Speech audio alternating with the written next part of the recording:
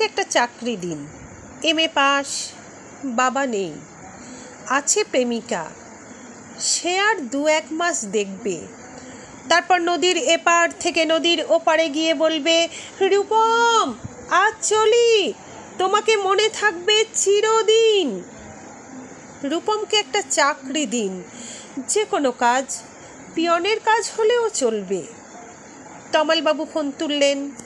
ফোনের অন্য প্রান্তে যারা কথা বলেন তাদের যেহেতু দেখা যায় না, সুতরাং তারা দুর্গেয়। তমালবাবু মামাকে বললেন, রূপমের একটা চাকরি দরকার। মামা বললেন কাকাকে, কাকা বললেন জ্যাঠাকে, জ্যাঠা বললেন বাতাসকে। মানুষ জানলে একরকম, কিন্তু বাতাস জানলে? প্রথমেই ছুটে যাবে দক্ষিণে, সে বলবে দক্ষিণের অরণ্যকে, অরণ্য বলবে আগুনকে, আগুন গেল আলিমুদ্দিন স্ট্রিটে, আলিমুদ্দিন ছুটল নদীকে বলার জন্য, নদী এসে আছড়ে পড়ল উপকূলে। সমুদ্র হিমাচল বলে উঠল, রূপমকে একটা চাকরি দাও, MA পাস করে বসে আছে ছেলেটা।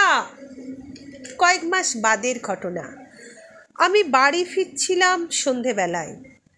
গলির মোড়ে 7-8 জনের জটলা দেখে থমকে দাঁড়ালাম। জল থেকে সদ্য তুলে আনা রূপমের ডেড বডি, সারা গায়ে ঘাস, খড়কুটো, হাতের মুঠোয় ধরে থাকা একটা 1 টাকার কয়েন। পাবলিক বুথ থেকে কাউকে ফোন করতে চেয়েছিল রূপম। ভারত সরকারের 1 টাকা কয়েনের দিকে আমার চোখ। সারা গায়ে সবুজ ঘাস, ঘাস নয় অক্ষর। MA পাস করতে একটা ছেলেকে যত অক্ষর পড়তে হয়, সেই সমস্ত ব্যর্থ অক্ষর ওর গায়ে লেগে আছে। একটা ছেলেকে কেন আপনারা MA পড়ান? কোন আহ্লাদে 8খানা বিশ্ববিদ্যালয় বানিয়েছেন? তুলে দিন। এই কথাগুলো বলবো বলে ফোন তুললাম পবিত্র সরকারে।